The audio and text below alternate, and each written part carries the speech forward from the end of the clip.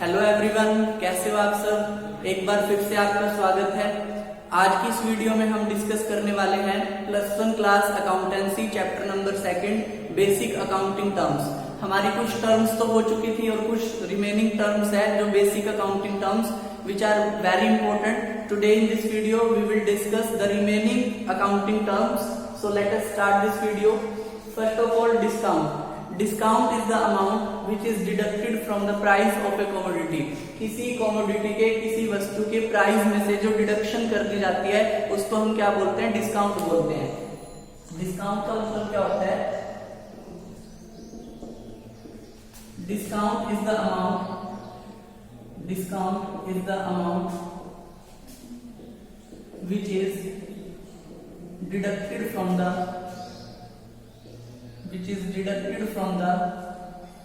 price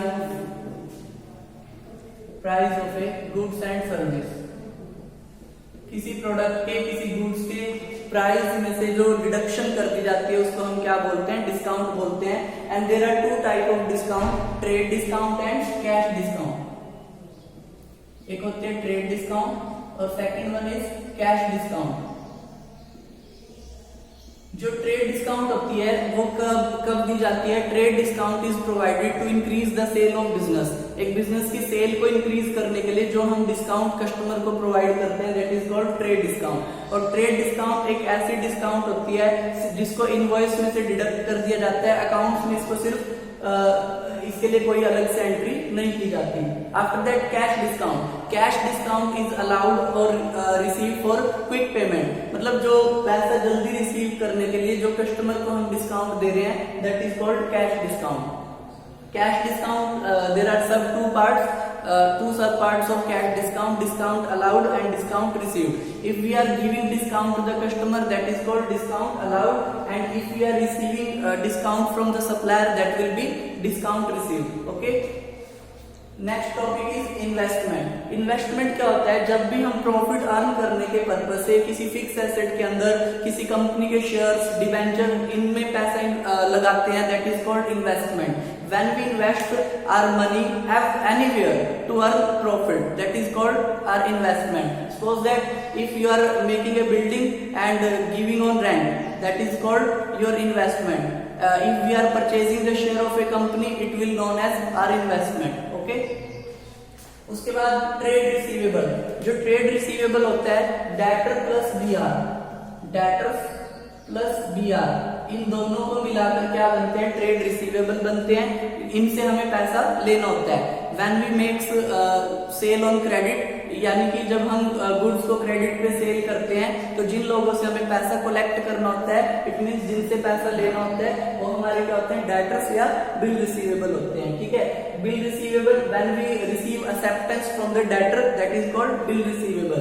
और जब हम डेटर और बिल रिसीवेबल को मिक्स इकट्ठा करके लिखते हैं that is known as trade receivable. And trade receivable is the current asset of a business. After that trade payable. Trade payable क्या होता है? पेएबल। जब हम क्रेडिट में परचेज करते हैं तो जिन लोगों का पैसा हमें पे करना होता है that is known as creditor as well as bill payable. Bill payable when we give our acceptance to any other person, जब हम अपनी एक्सेप्टेंस किसी और पर्सन को दे रहे हैं तो उसको हम क्या बोलते हैं? बिल पेबल बोलते हैं। And when we write creditors plus bill payable in one title, that becomes trade payable. Trade payable is a current liability for the business. After that, bad debts. Bad debts क्या होता है? The amount which is not recovered from the debtor is called bad debt. देनदारों से जो पैसा वसूल नहीं हो पाता, जो पैसा हमारा डूब जाता है that is called bad debts. After that, insolvent. Insolvent कौन होता है? दिवालिया। The insolvent is that person who is not able to pay his liability on time. एक ऐसा व्यक्ति जो अपनी लाइबिलिटी को पे करने में कैपेबल नहीं है that is known as solvent. Solvent कौन होता है? Solvent is that person who is capable to pay his liability on time. जो व्यक्ति अपनी लाइबिलिटी को टाइमली पे कर सकता है उसको हम क्या बोलते हैं? सॉल्वेंट बोलते हैं। After that life stock. Business के पास जो कैटल्स होते हैं, जो पशु होते हैं, ठीक है, पालतू पशु, उनको हम क्या बोलते हैं? कैटल, लाइव स्टॉक बोलते हैं कैटल्स को। फॉर एग्जांपल एक दूध की डेयरी का बिजनेस है, उसके पास 50 भैंसे हैं, तो 50 बुफेलोज जो है वो उसका लाइव स्टॉक है, ठीक ठीक है। एक पोल्ट्री फार्म है, उसके पास जो मुर्गियां हैं उसका वो क्या है, लाइव स्टॉक है, क्लियर। उसके बाद क्या होता है, रिवेन्यू फ्रॉम ऑपरेशन, बिजनेस की जो ऑपरेटिंग एक्टिविटी से जो हमें मेन इनकम रिसीव होती है, that is called revenue from operation. Cell proceed जो होती है उसको हम रिवेन्यू फ्रॉम ऑपरेशन बोलते हैं। स्टोर्स क्या होता है, store is a place where we keep goods and service until that is use. Store एक ऐसी जगह होती है जहां पर हम गुड्स को तब तक यूज रखते हैं तब तक जिसको यूज ना कर लिया जाए। इन्वेंट्री जो होता है हमारा 3 प्रकार का होता है, inventory of raw material, inventory of work in progress and inventory of finish goods, ठीक है। रॉ मटेरियल, जो रॉ मटेरियल होता है बिल्कुल अभी तक अनयूज्ड है उसको क्या बोलते हैं, रॉ मटेरियल।